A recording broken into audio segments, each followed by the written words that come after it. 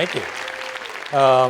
Welcome to Poetry from Pulitzer to Performance, featuring Philip Levine and Ken Arkind.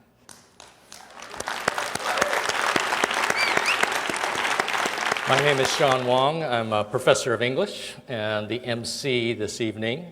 For the last 5 years, the University of Washington has selected a common book and given it to the incoming freshmen as a way to introduce them to their new academic community and to use a text as a basis for them to create connections with one another and to basically tell them they have to read now that they're in college. Past books have covered big themes like global health, the environment, immigration, and racial identity. This year, the UW went in a different direction. Instead of choosing a theme, we chose a genre. And instead of buying an already published book, we made our own. And so, in a nutshell, that's how we wound up with You Are Never Where You Are, a small book of poems. Why would a research university choose poetry? I'm actually not going to answer that question. I'm going to let our Vice Provost and Dean of Undergraduate Academic Affairs, Dr. Ed Taylor, answer that question.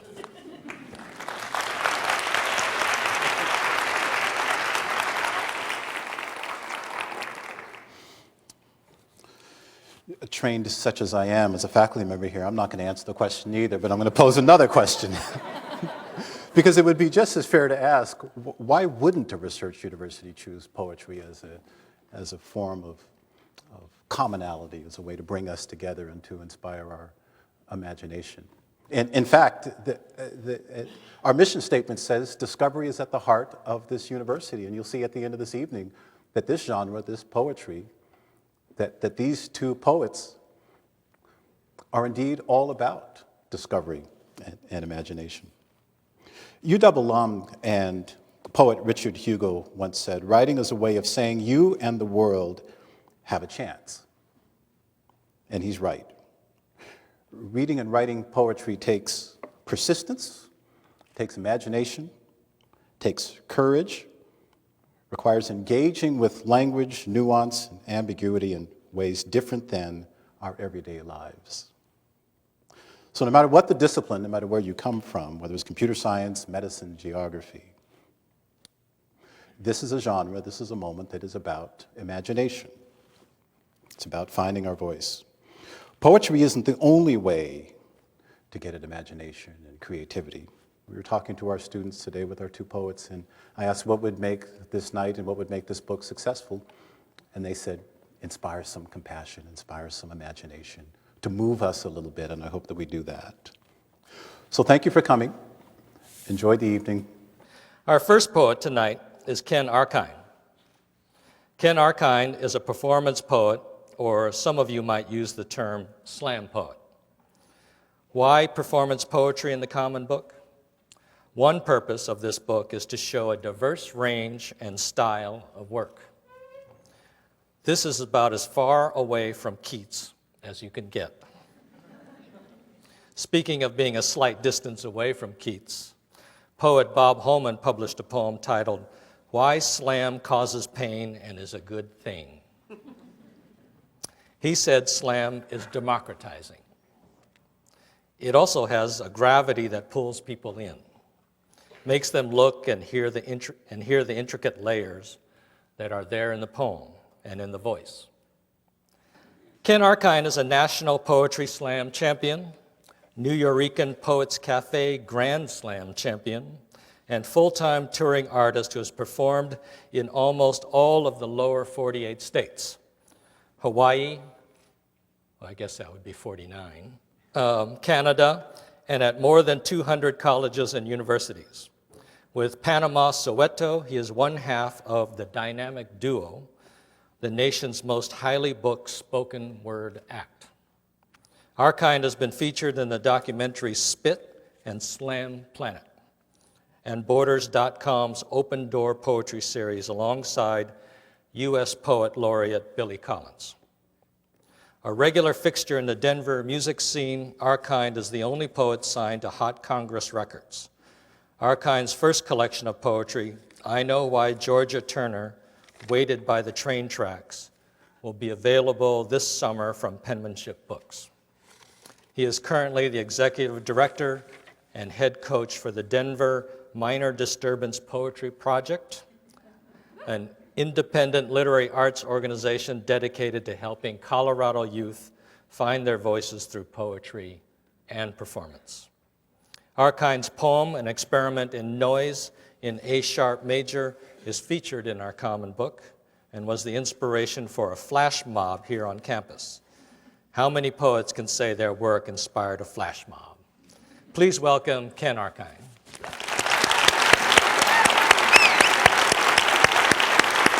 It's an honor to be here with Mr. Levine. I'm very excited about that.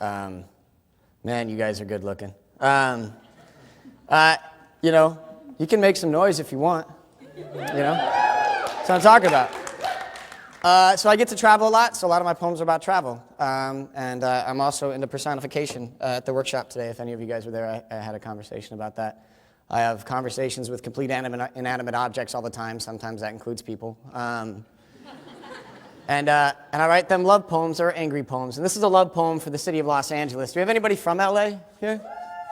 Okay, tell me if I get it right. She's a great one-night stand. I wouldn't always bring her home to meet Mom.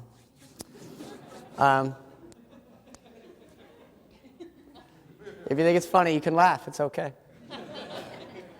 This is called Maggie. Los Angeles, you were the girl that every boy wanted to bring to prom. Except for me.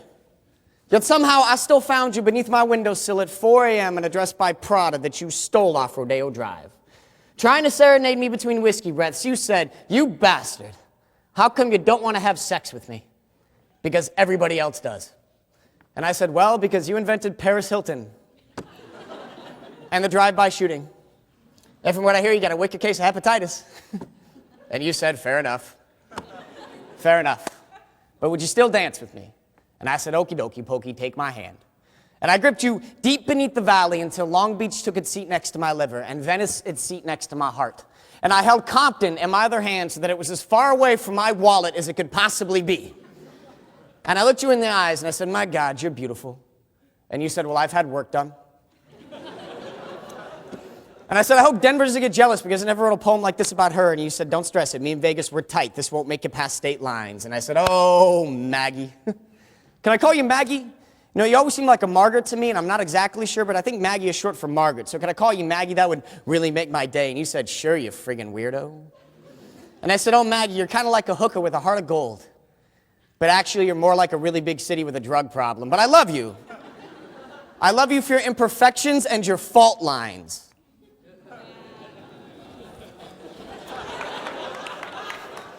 It's more for me.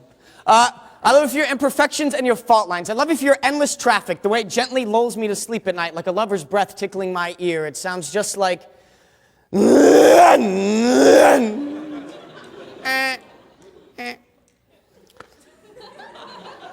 Sounds just like a pig with Tourette's having hate sex with a vacuum cleaner while listening to Little John. Maggie, it's beautiful. And baby, I don't mean to get personal, although I can't help but wonder, why does Hollywood always remind me of a middle-aged drag queen who just stopped trying to be pretty? Like she only takes baths in the water left over from the baptismals of babies who never wanted to be holy in the first place. Beautiful and spent, and no doubt full of some kind of regret that forces her to grit her teeth until they chip and crack like her sidewalks do. And you said, "That's not fair." And I said, "Well, neither are breast implants. But thank you for those anyway." That joke never goes over well at all. There's always like a couple of girls in the front row who are like, "Shut up. A woman's body's a woman's body, you stupid gnome face man. Why don't you go sell some Travelocity, you jerk, you know?" It's okay, I look like a gnome, but I'm the sexiest friggin' gnome in the yard sale, so it's all right, do you, okay? All right, back to the poem. While we're at it, thank you for Ronald Reagan. Thank you for road rage. Thank you for teaching us the most important lesson of the 21st century, which is never make a sex tape because somebody's gonna end up seeing it. And Maggie, thank you for anorexia. You know, my friend Angela, she really liked that one. And then you said, "Stop messing with my good lighting." And I said, "Well, don't hold my shadow against me."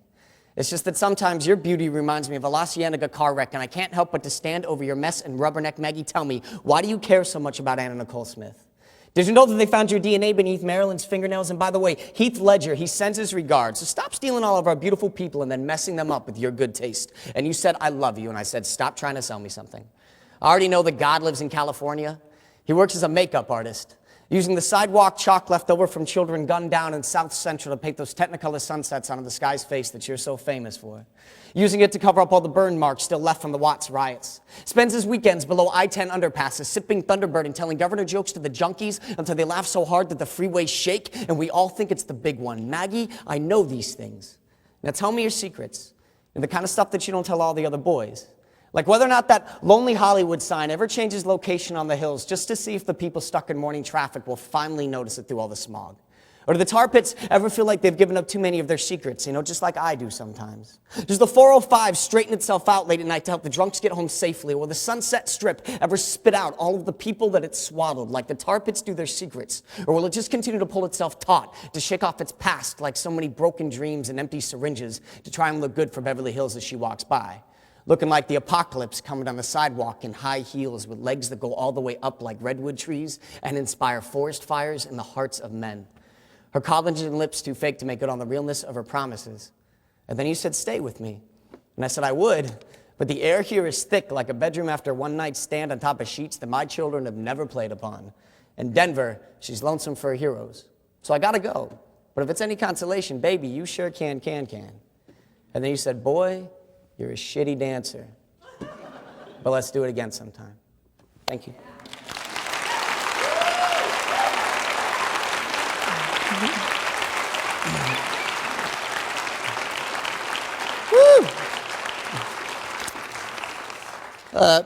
Greyhound, southeastern Texas, 4:22 a.m.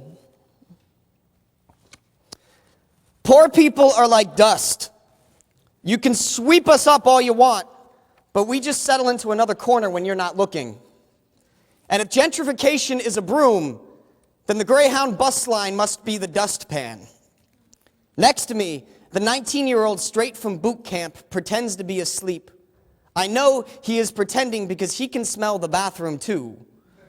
What light there is glows like an infomercial on a silent television, and the silhouette of every snoring man resembles my father, passed out in his chair at 4 a.m, arms limp and empty, hanging in the aisle like down telephone lines. The men behind me are talking, their voices muffled, as though hearing front seat conversation from the back of a trunk. Occasionally, the word faggot hits my ears like a speed bump. 3 rows ahead, a woman hits her kid so hard it sounds like one of the tires popped. But the bus keeps driving. Thank you.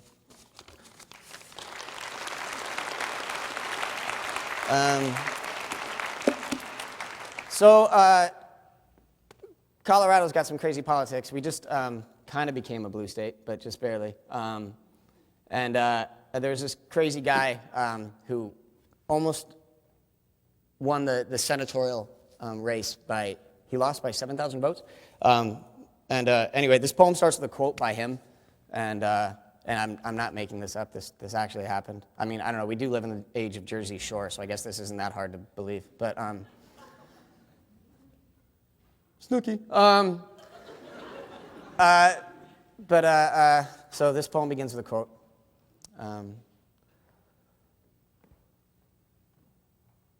Homosexuality is a disease, just like alcoholism.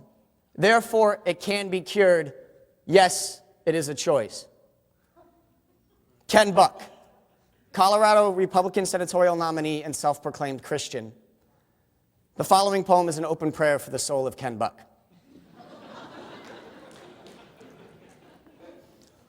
What does the sun do behind the world's back when night falls like the legs of hanged men? Western men only seem to look to where the sun sets, never where it rises, eyes too blinded by gold to see the burn marks it left in its wake. We care so little for the things that we step on. So why is up always thought of as godly? The height of a crucifix is not more important than the earth that birthed its wood.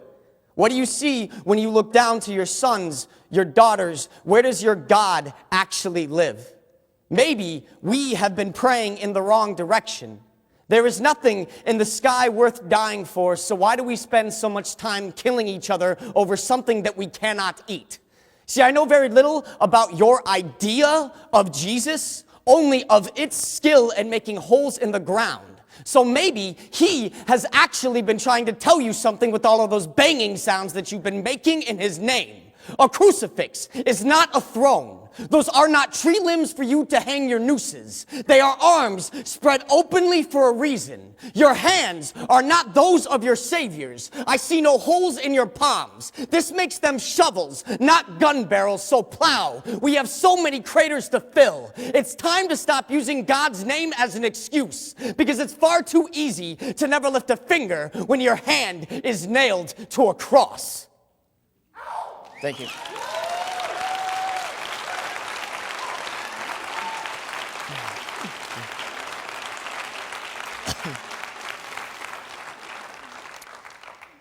This is called Uncanny Valley.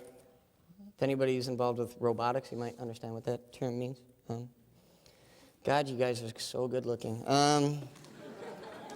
This is another city poem. I do that. If you're from any of these cities, know that I love them. That's why I make fun of them. Dallas, Texas is a rodeo where all the bulls are dead, but the cowboys keep riding. Nevada is a sink where constellations go to slit their wrists. Think about it. Downtown Reno still glows with the evidence of the last time Orion felt suicidal. When the Old Sands Casino collapsed in on itself, tourists who had not escaped the building in time were catapulted across the desert like moist Argyle water balloons, their green plastic sun visors buzzing through the air like the wings of horny dragonflies. I hope that Santa Fe frames my mother's heart better than those overpriced nature photos that it loves so much. Boulder is the Santa Fe of Colorado, with less shitty Southwest art and more white people. When the 100-year flood returns, melted glacier water will rush across the Flatirons like God was hawking a loogie through his teeth, and its citizens will ride their yoga mats down the front range like granola surfboards of freedom. Salt Lake City is an apartment building with a spider infestation that's owned by arachnophobics. Only instead of spiders, it's gay people. It's true. There's a huge gay population in Salt Lake City, and it drives the Mormon church crazy. I love it. Anyway, Albuquerque, I promise to hold you until the fire burns out and never complain about your bad breath. Telluride, you made me an alcoholic and you gave my dog cancer. Houston, like Dionysus and the Saxons, I will never go out of my way to meet you. And don't tell Indianapolis, but I was thinking of someone else the whole time. Phoenix has an eating problem. Portland. Portland is Seattle's know-it-all little sister.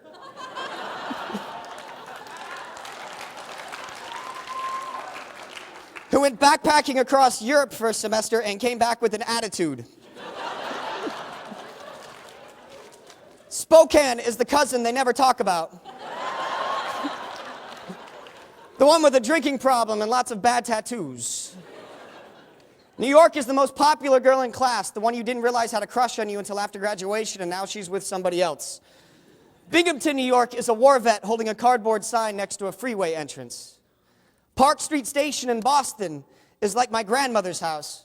It smells funny, is full of medical professionals, and it's always 90 degrees even in the wintertime. The worn brick floor looks like the palms of her hands. Some nights, after drinking too much Cambridge, I wind up there, crawling on my hands and knees and apologizing for sins I do not remember committing. Thank you. I would like Natalie to play behind a poem real quick, if you guys are okay with that. Can you try that? While she's setting up, I'll go ahead and read this one. I'll read this short piece. It's about cocaine. I don't like cocaine. It's called Devil's Dandruff. Potato chips are better out east. Fries, hairs, wise, chips, oots, thin salty flakes, devil's dandruff, artery mines shoved into lunch sacks. By the time we had gotten out west, we had forgotten about things like that. but perfected the cheeseburger with the cows we picked up on our way through Texas. Drugs are kind of the same thing. Studio 54 snorted a fat line, coughed, and sent a cloud drifting across the country like a disco ball dust bowl. Crop dusted the breadbasket in a Learjet and platform shoes. Fairy dusted the Castro and caused a couple of earthquakes, but nobody minded until aftershocks hit Hollywood and Natalie Wood bumped her head. Trudged up coast like horny little Spartans to conquer the Northwest, but found that heroin had already opened up a lemonade stand and brought methadone along for security. When the recession hit in the 80s, the white horse headed home, tail between its legs, riding strips of tinfoil like a magic carpet over the vacant skies of the Midwest. By NYC, a nor'easter froze it in its tracks, and it shattered like a broken window in Bushwick. Got a construction job knocking teeth down like old tenements. Cocaine, the kind that came in frocks, not work boots, found asylum in Colorado ski towns. Surviving celebrities could pretend that they were shoveling snow instead of passing out in it. Eventually, it discovered a home up my father's nose, along with several other refugees, including 3 sons, a red Chevy, a couple of my mom's tax refunds, and a piece of his own skull. Thank you.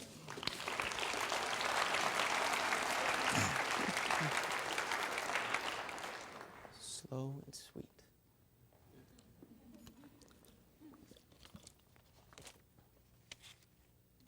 This is called When Marvin Left.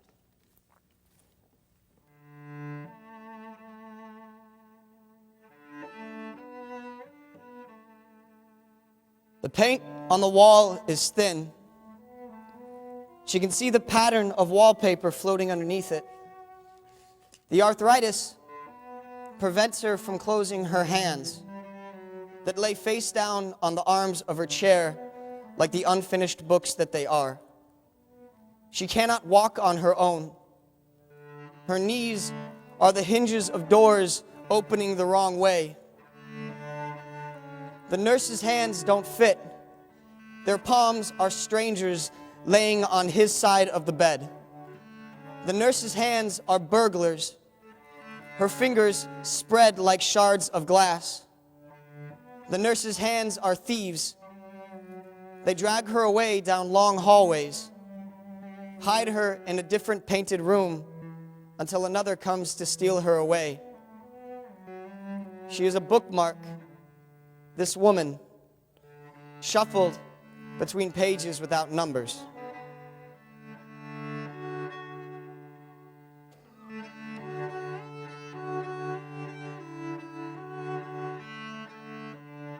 Thank you.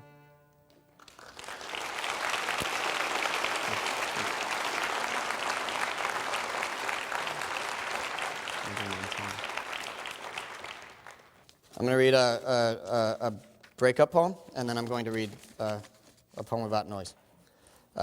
It's called Delta Flight 193 JFK to Denver. Breakup poem number 7. You know what I mean. It's one of those annoying poems that comes in numbers, too. Okay. 1. I still have naked pictures of you. I want you to know that.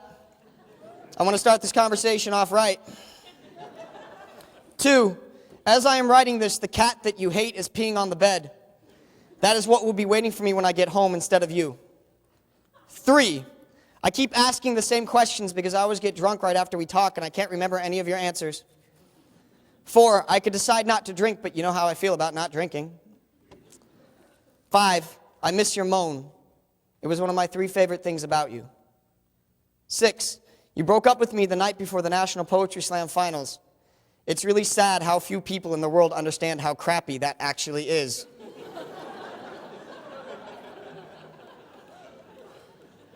7, when you start to cry, I know that you're feeling something which makes me like you again.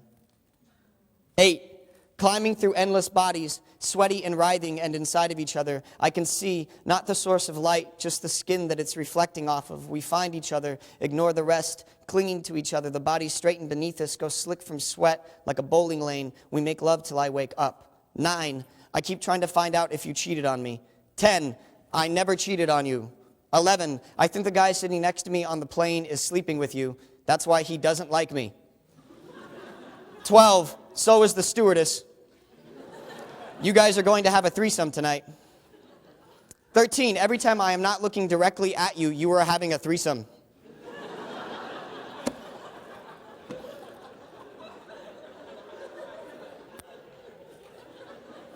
14, when we talk on the phone, your other hand is holding a penis.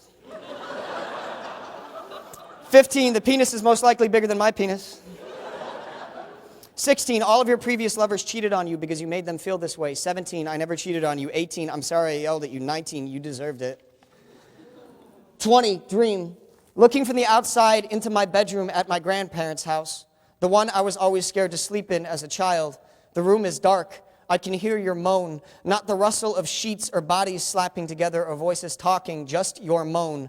I can't move. There is no light, just the open door and your moan. 21, this airplane is not bringing me home. It is simply dropping me off somewhere else. 22, when I get to the apartment, I will look that cat dead in the eye and tell him that he is the reason why mommy left daddy. 23, some of my friends pretend to hate you now. That's why I love my friends.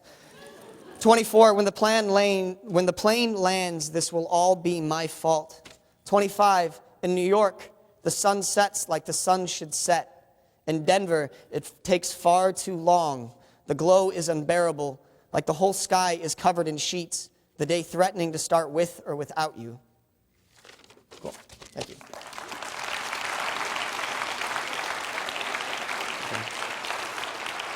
This is the poem that was published in the Common Book.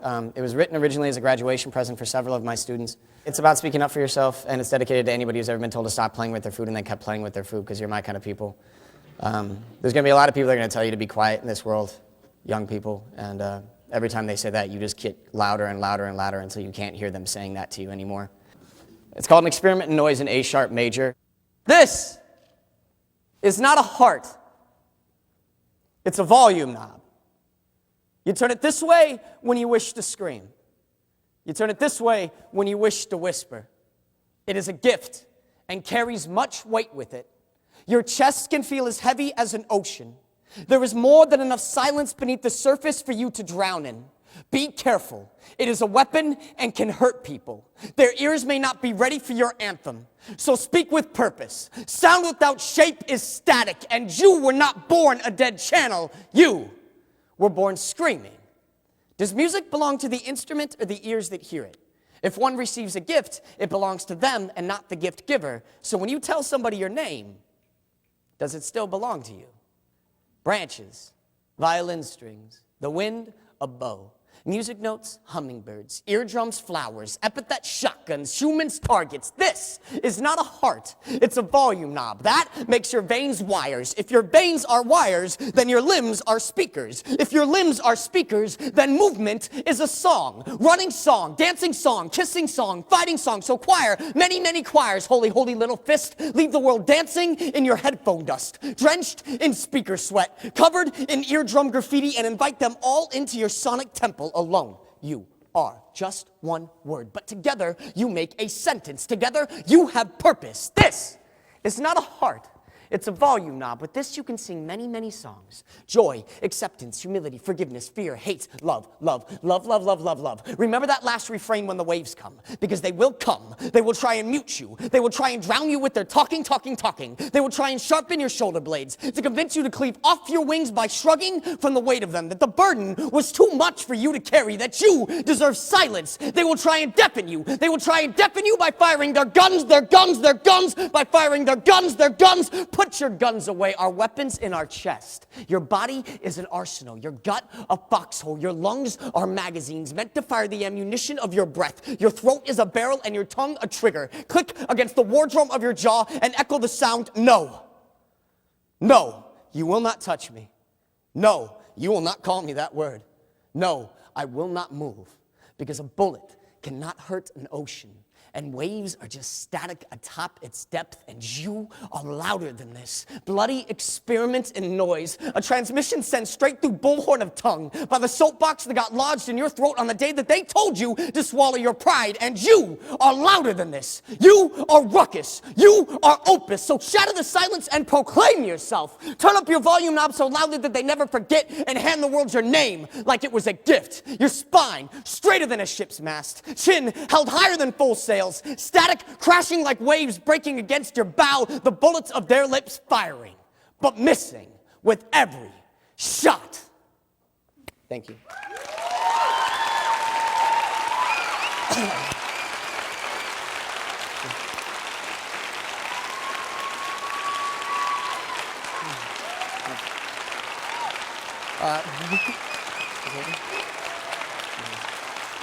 Thank you. Thank you.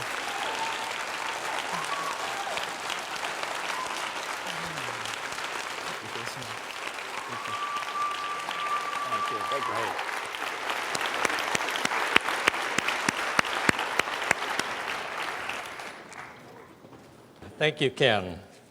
Philip Levine, according to Edward Hirsch in the New York Times Book Review, is a large, ironic Whitman of the industrial heartland and should be considered one of America's quintessentially urban poets. He was born in 1928 to Russian Jewish immigrants in Detroit, a city that inspired much of his writing. Author of 20 collections of poetry, his most recent is News of the World. The Simple Truth won the Pulitzer Prize in 1995. What Work Is won the National Book Award in 1991. David Baker writes, "What Work Is may be one of the most important books of poetry of our time. Poem after poem confronts the terribly damaged conditions of American labor, whose circumstance has perhaps never been more wrecked."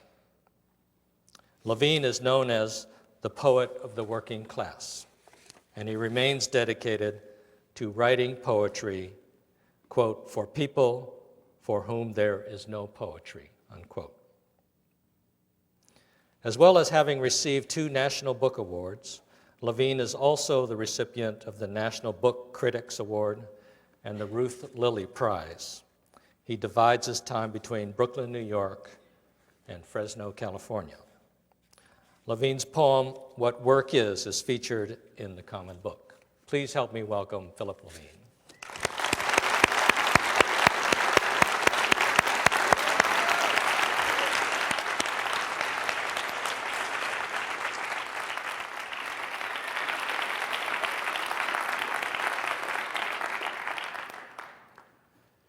Well, I'd like to thank the people who have brought me here and fed me and been so nice. And wonderful welcome I've had. Wonderful food, wonderful talk. This is a great city for poetry. Rethke, Richard Hugo, David, I'm trying to think of his last name. David Wagner, yeah. It's just a... You know, I'm old, I forget. You think that's quite fair to have me read one of America's oldest dying poets, that I should read after this guy with all this incredible energy and fervor? I mean, what am I supposed to do? I'm too old to take my clothes off. You know. My wife would be horrified if she saw me. Oh, God. But our eyes are so bad, we don't see each other. So,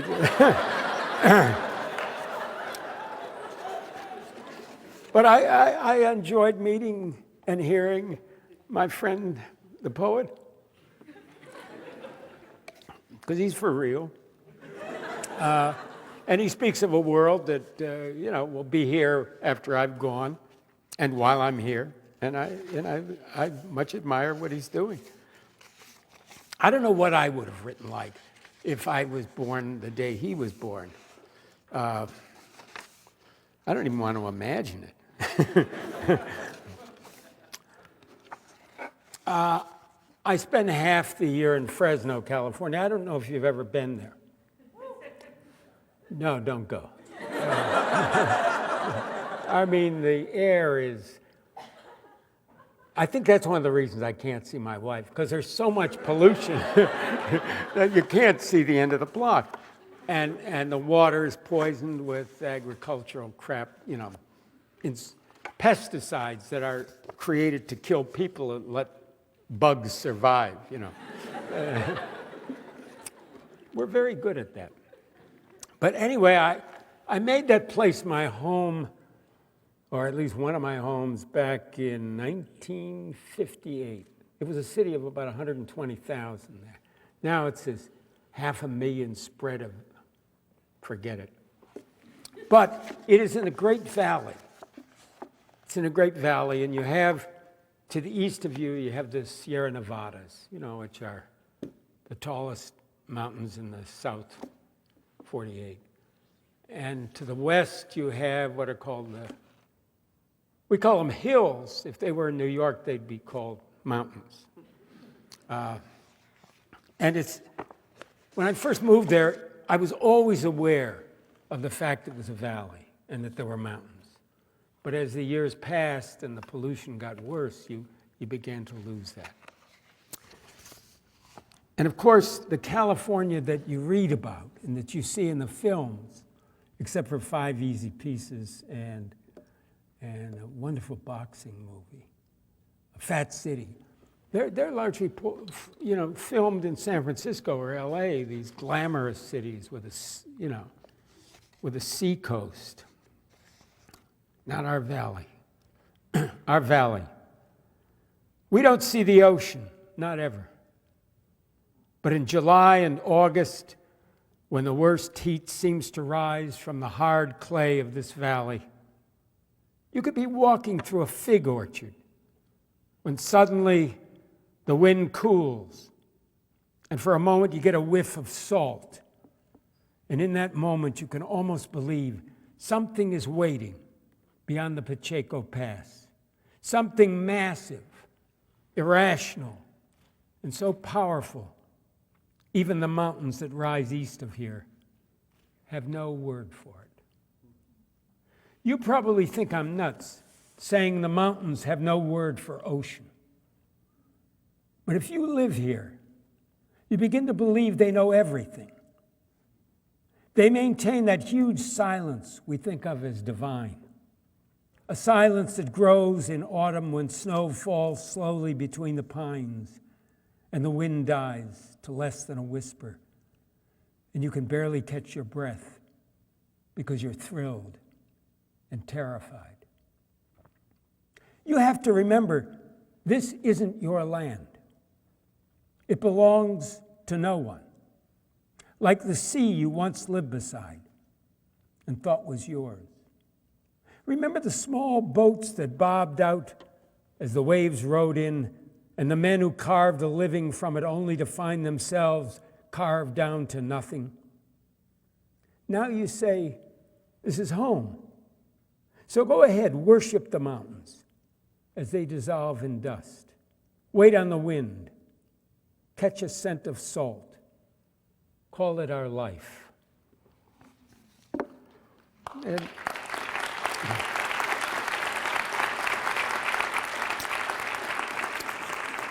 thank you. Somewhere I have a poem in here about Brooklyn. Now, if I could only think of the name of it, I could probably find it. Here it is. I live in my wife and I live in Brooklyn Heights, which was once called the first suburb of Manhattan, because it wasn't New York then. And you can walk a block from where we live, and you see this promenade, a beautiful walkway. And across the river is Manhattan, with all the towers and everything glamorous and marvelous. From where I'm standing when I'm on the promenade, I can't see the traffic jams. I can't see, the homeless people. I can't see all the crap that we've made of all of our cities. And so it's utterly intoxicating. They come and they make films there. They make ads, for underwear and things like that. If you wear this underwear, you'll have this view of Manhattan.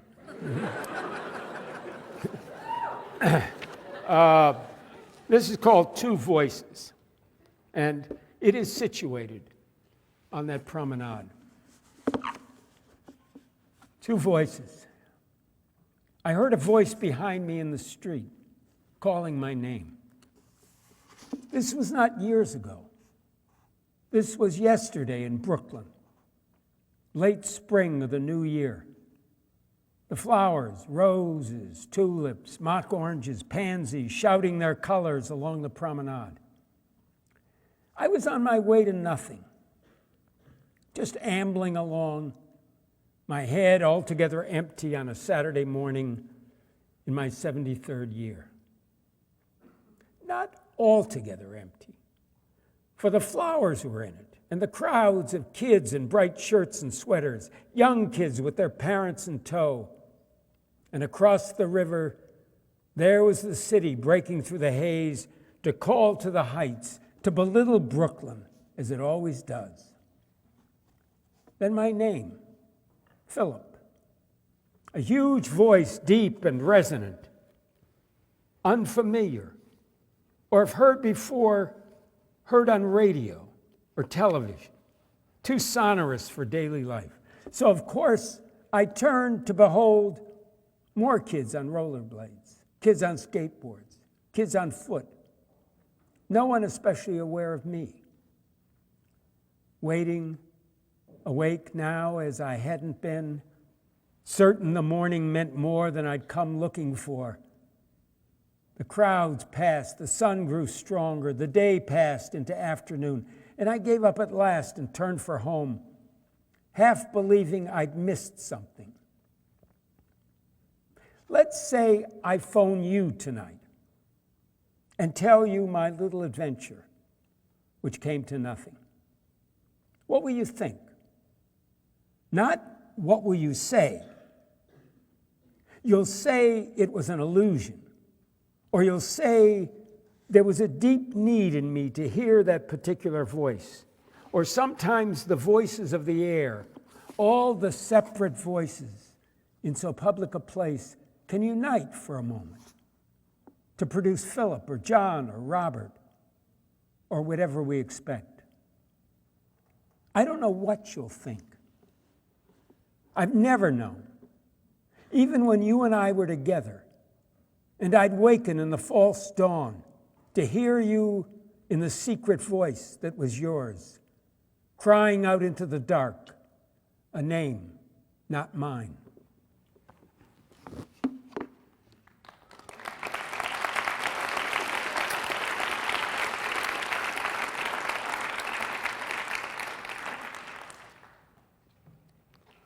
Oh, yes.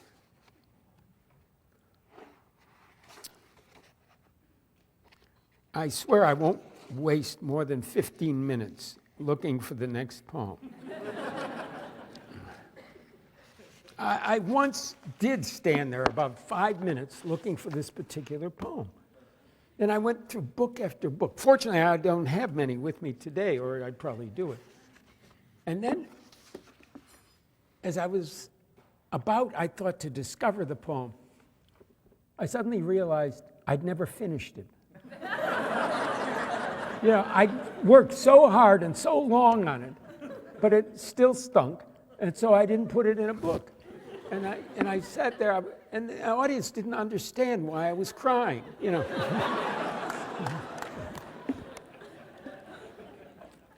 This is called Of Love and Other Disasters. I think in one of the, maybe it was, I mentioned it to someone that I suggested that as a title to another person, and he didn't like it. He said his wife disapproved of it. And so I took it for myself. It's called Of Love and Other Disasters. The punch press operator from up north met the assembler from West Virginia in a bar near the stadium. Friday, late, but too early to go home alone. Neither had anything in mind, so they conversed about the upcoming baseball season, about which neither cared. We could be a couple, he thought. But she was all wrong, way too skinny. For years, he'd had an image of the way a woman should look, and it wasn't her. It wasn't anyone he'd ever known, certainly not his ex-wife, who'd moved back north to live with her high school sweetheart. About killed him. I don't need that shit, he almost said aloud. And then realized she'd been talking to someone, maybe to him, about how she couldn't get her hands right, how the grease ate so deeply into her skin it became a part of her. And she put her hand palm up on the bar and pointed with her cigarette at the deep lines the work had carved. The lifeline, he said. Which one is that? None, she said. And he noticed that her eyes were hazel, flecked with tiny spots of gold, and then embarrassed, looked back at her hand, which seemed tiny and delicate. The fingers yellowed with calluses, but slender and fine. She took a paper napkin off the bar, spit on it, and told him to hold still while she carefully lifted his glasses, leaving him half blind, and wiped something off just above his left cheekbone. There, she said, handing him back his glasses. I got it. And even with his glasses on, what she showed him was nothing he could see, maybe only make-believe. He thought, better get out of here before it's too late. But suspected too late was what he wanted.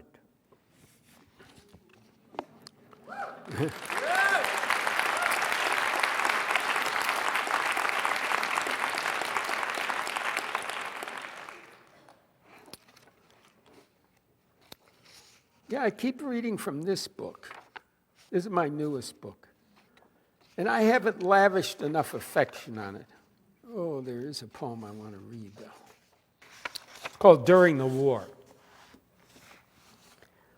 This war is the war in the poem. Of course, we're always at war.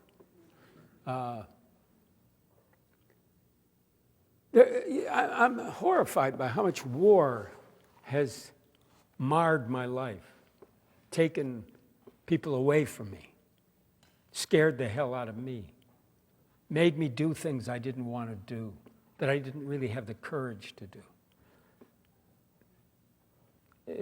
I'm sure it's an experience, the longer you live in America, the more you experience this, the horror of the world as it is, not as it has to be.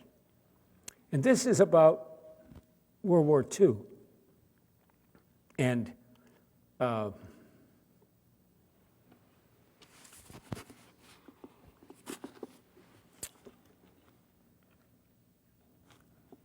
during the war. When my brother came home from war, he carried his left arm in a black sling, but assured us most of it was still there. Spring was late. The trees forgot to leaf out. I stood in a long line, waiting for bread. The woman behind me said it was shameless. Someone as strong as I, still home, still intact, while her Michael was burning to death.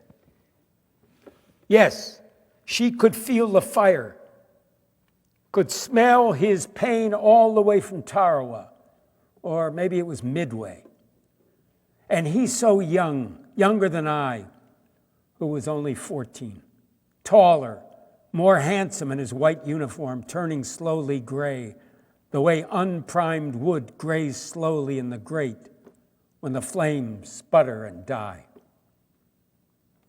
I think I'm going mad, she said when I turned to face her. She placed both hands on my shoulders, kissed each eyelid, hugged me to her breasts, and whispered wetly in my bad ear words I'd never heard before. When I got home, my brother ate the bread, carefully, one slice at a time, until nothing was left but a blank plate. Did you see her, he asked? The woman in hell, Michael's wife?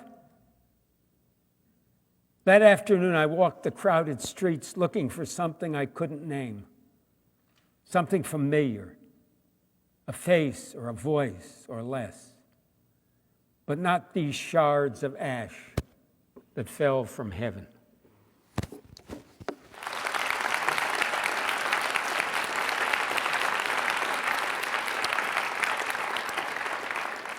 This is a poem I published, and a lot of people saw it, and they thought it was really about my surrender or my weariness with life. And I honestly thought it was a poem of triumph. And it shows what I know about my poetry. and it'll be up to you to judge it any way you want. I mean, when you publish a poem or you put it out there or read it aloud, as Ken does, you know, once it goes out there, it's really not quite yours anymore. Burial rites. Even on a rare morning of rain, like this morning, with the low sky hoarding its riches, except for a few mock tears, the hard ground accepts nothing. 6 years ago, I buried my mother's ashes beside a young lilac that's now taller than I, and stuck the stub of a rose bush into her dirt, where, like everything else not human, it thrives. The small blossoms never unfurl. Whatever they know, they keep to themselves until a morning rain or a night wind pares the petals down to nothing. Even the neighbor cat, who shits daily on the paths and then hides deep in the jungle of the weeds, refuses to purr. It's right to end up beside the woman who bore me, to shovel into the dirt whatever's left and leave only a name for someone who wants it. Think of it. My name, no longer a portion of me, no longer inflated or bruised, no longer stewing in a rich compost of memory, or the simpler one of bone, kitty litter, the roots of the eucalyptus I planted back in '73.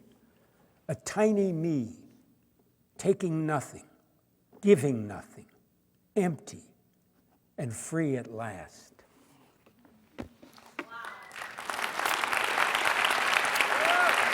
Thank you.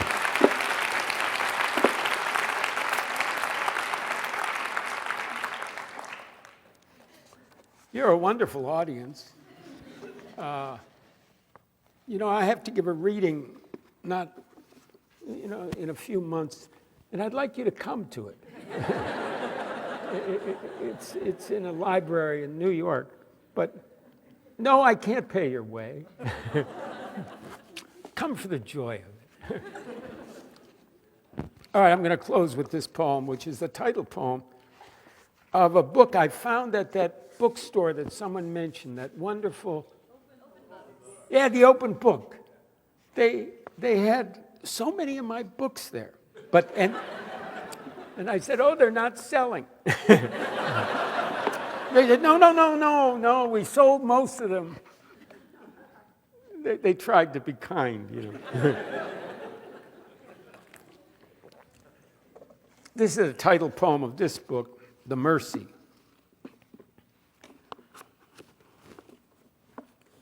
The ship that took my mother to Ellis Island 83 years ago was named the Mercy. She remembers trying to eat a banana without first peeling it, and seeing her first orange in the hands of a young Scot, a seaman, who gave her a bite and wiped her mouth for her with a red bandana and taught her the word, orange, saying it patiently over and over. A long autumn voyage, the days darkening with the black waters calming as night came on, then nothing as far as her eyes could see, and space without limit, rushing off to the corners of creation.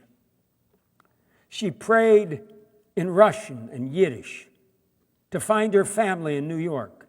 Prayers unheard or misunderstood or perhaps ignored by all the powers that swept the waves of darkness before she woke, that kept the Mercy afloat while smallpox raged among the passengers and crew until the dead were buried at sea with strange prayers in a tongue she could not fathom. The Mercy I read on the yellowing pages of a book I located in a windowless room at the library on 42nd Street. Sat 31 days offshore in quarantine before the passengers disembarked. There, one story ends. Other ships arrived. Tancred out of Glasgow, the Neptune, registered as Danish, Umberto IV. The list goes on for pages. November gives way to winter. The sea pounds this alien shore. Italian miners from Piemonte dig under towns in western Pennsylvania only to rediscover the same nightmare they left at home. A 9-year-old girl travels all night by train with one suitcase and an orange. She learns that mercy is something you can eat again and again while the juice spills over your chin. You can wipe it away with the back of your hands, and you can never get enough. Thank you.